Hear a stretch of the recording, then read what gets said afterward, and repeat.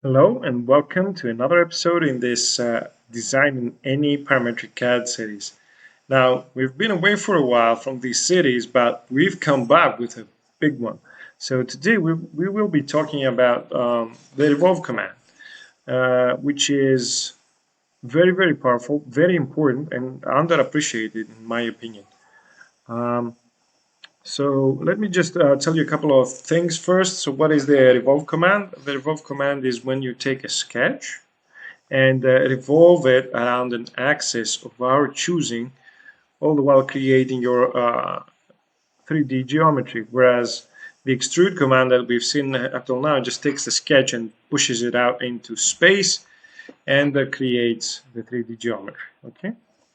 So when should you be using the revolve command? Well, the revolve command is best used for a part or a feature that can be turned in a two-axis lathe, right? Simple classical lathe.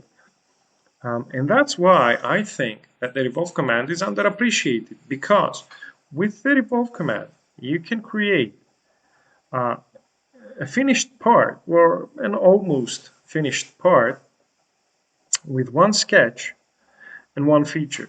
And that's not something you can do potentially with other commands. Well, I mean, a cube could be a finished part, and you could draw a cube with the extrude command, but nothing more complicated than that. And to show that, let's talk about what we will be designing today. So what you see here is an axial ball joint socket, right?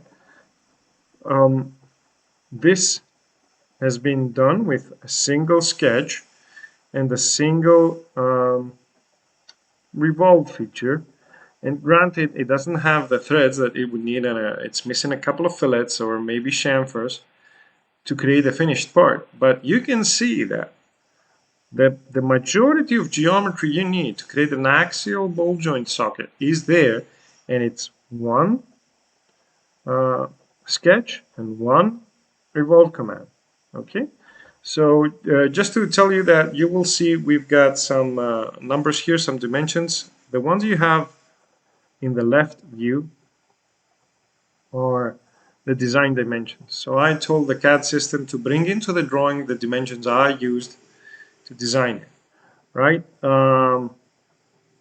That's not always a good practice because you're missing some of the constraints, so it doesn't really make sense if you leave it like that. But for today's purposes, this drawing is fine. And these are the dimensions I will be using to design today's example part. And let me remind you, I will be designing it in Alibre and then going on to Fusion, FreeCAD, and onshape using the same dimensions and the same constraints and looking to get the same result. Okay, so without further ado, let's go into Alibre. Okay, so here we are. Let's start designing on the XY plane. So I've done a couple of practice runs for this one, and I know that it will help me down the line if I dimension these two things in advance. And you will notice that I haven't started my line at the origin. Okay, this is done intentionally because I need an empty cylinder in the middle of the part that's 6 millimeters in diameter in this bottom side. And I could have, for sure, I could have started designing, could have placed my first line on the origin. But the way I'm going to do it now, I will have the built-in y-axis here available to use as a revolution axis. Okay, so that saves me a step. And to get a 6 millimeter diameter, I need a 3 millimeter distance there, as I'm going to revolve. Okay, and then we have this little throat, because potentially you could have a bolt there, right? A little bolt with a through hole for, to provide lubrication. So that's something you can have there. Um, I will keep dimensioning as I go up so that my design does not become, you know, too big of a challenge to handle. If you leave all these lines with their ends connected and dangling in midair, then if you try and drag something to put it in the correct place, all hell will break loose. So I will be dimensioning as I go up. Okay, so I take my 3-point arc and I want to get the tangent constraint there. Nice, and I want to tell it this is a 4mm arc. So what I'm doing here, also I want to tell it that the center of this arc is also right over the origin. Right, so what I'm doing with this arc, once I spin that around, this will create the spherical socket, right? So let's say that this is 4mm, and you know, for parts that go into production, I would design at nominal and handle the tolerances on the print, but no, that's that can be affected by company policy even. So let's keep going with this. Now I want this edge to go through the center, this arc. Two ways to do it in Alibre. We either make these two vertical, or I could have said that the center point here and this line coincide. So that would have worked as well. And this will drive my thickness up there in the socket, and I want that to be 2mm. And then I'll create another 3-point arc. I want to say that these two are concentric. They end at the same point. And then I will do this and then tell this to be vertical. And with this last constraint, you can see that this is fully defined. Okay? So this is our sketch, right? It is an axial ball joint socket. It's got a cylinder back here, which you would potentially create threads for, maybe an Euler bolt or whatever. And yeah, it's got a little throat, and then it's got the socket for the ball. Now let's deactivate our sketch, go to Revolve. It's picked it up automatically because it was selected, and let's say that the axis, we want to spin this around. If you look, you know, this little triangle here helps us. It's the y-axis, right? So let's go for the y-axis. Let's hit OK. And I don't want to see the sketch. There we go. Okay, so we have a finished part here. Almost finished, missing maybe a couple of things. And it only took one sketch and one revolution. So really powerful stuff.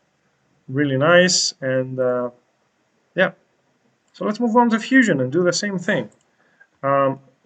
So let me start by designing in the XY plane. Is it?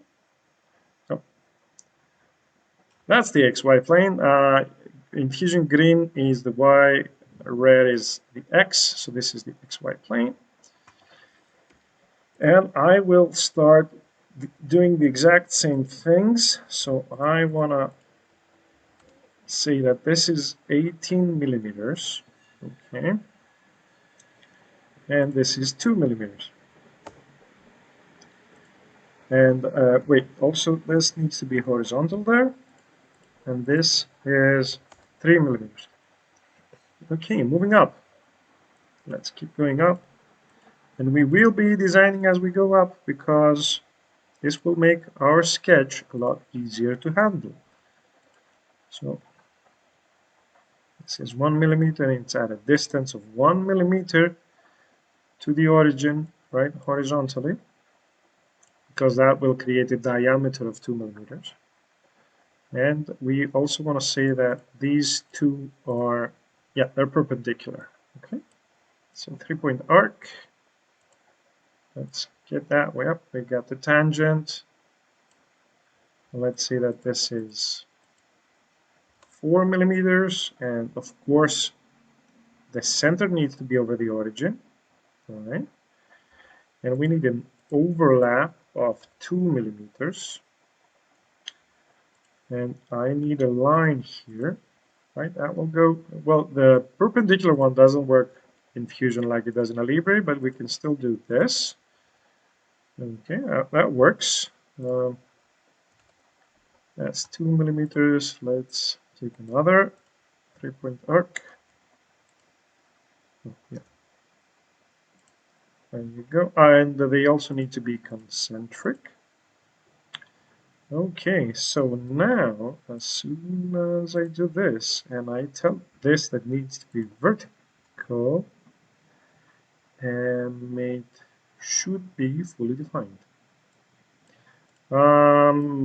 Doesn't show us that that's fully defined for some reason. I don't think I've forgotten any dimensions. Okay. Yep, I have that already.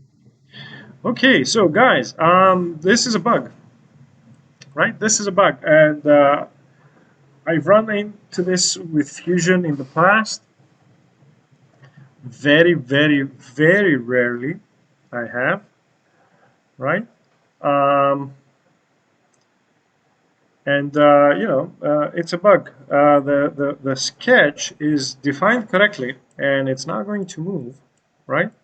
But for some reason, it doesn't acknowledge it as fully defined. Now, when things like that happen in parametric CAD in general, um,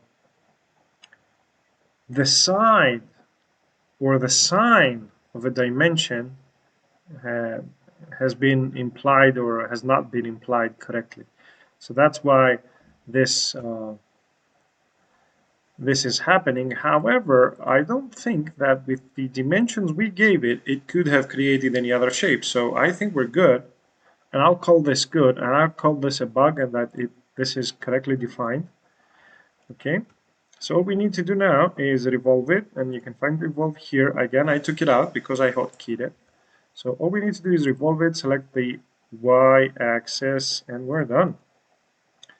And again, in Fusion, one sketch, one feature, and an almost finished part, just by one sketch and one feature. So really powerful stuff, really, really useful stuff. And let's see how that works in FreeCAD. Okay, so we're in FreeCAD now, and let's start with a new file. We'll be working with a part design workbench, and we want to create a body and then create a sketch, and we will create it in the XY plane, and we will do the exact same thing. So let's start designing and dimensioning. Okay, so we got that one. That's also 2, and that is going to be 3 millimeters. It's worth noting in FreeCAD the horizontal and vertical dimensions, and it says they're constraints, right? It doesn't say dimensions, it says horizontal distance constraint, right? In any case, these only work with points. Okay, so you can't constrain the dimension, the distance between a line and a point. You need to do it between one of the endpoints of the line and another point. Okay, so let's move on. Let's keep going upwards. So we need this to be vertical,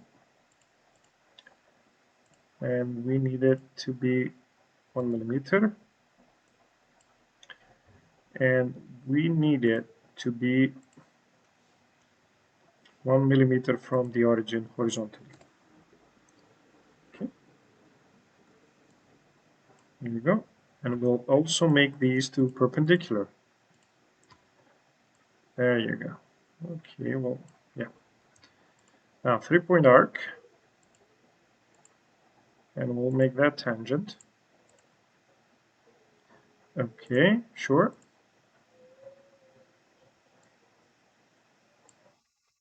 And let's say that the center of this arc is vertically over my origin, Okay, I need to also give this a radius of 4.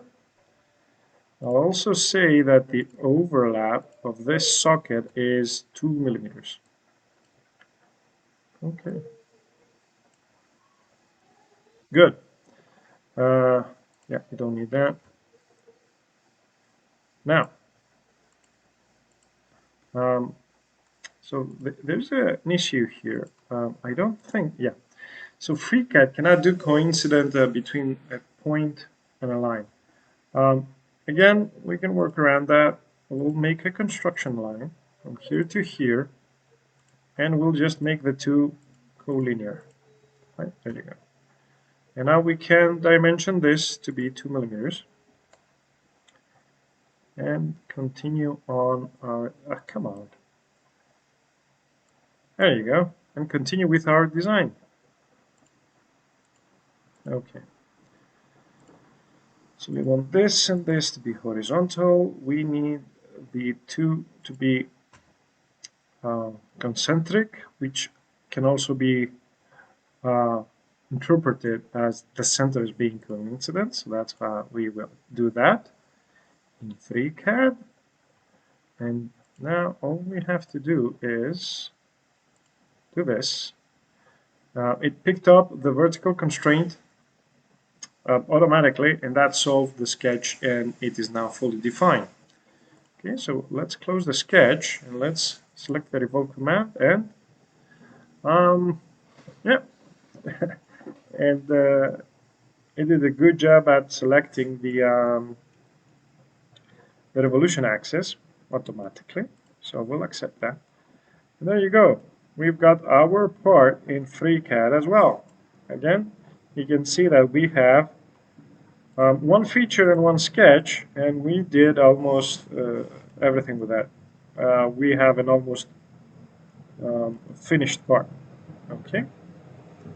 Okay, so here we are. We're at onshape. Let's show our planes. Oh, we need to zoom out a bit. Okay, so let's start sketching on the top plane. I want to be vertical to it. Again, you know, I know this works now because I've tried it a couple of times. And no, not 8, 18. There you go.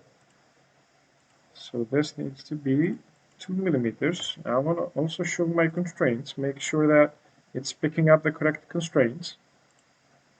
So let's make this horizontal to the origin, and let's give it a distance of 3. And again, I will be dimensioning as I go up, wherever I need to. Okay, so I'll say that this is a 1 millimeter flat, and it will create a diameter of 2, hence a radius of 1. And I also want to make these two perpendicular. There you go. So now I need a 3-point arc. Okay, it picked up the tangent constraint automatically, but I do need to tell it that the center of that arc is over the origin, and I'll also tell it that I have an overlap of 2 millimeters. And of course, yeah, let's not forget that that's the most important dimension in a ball joint socket. That's okay, radius of 4, so an 8 millimeter sphere. Let's see if the perpendicular one works here. It doesn't work, so no problem. The coincident way to do it works. So we need a thickness of 2 and another 3-point arc, and we're almost done. And I need these two to be concentric.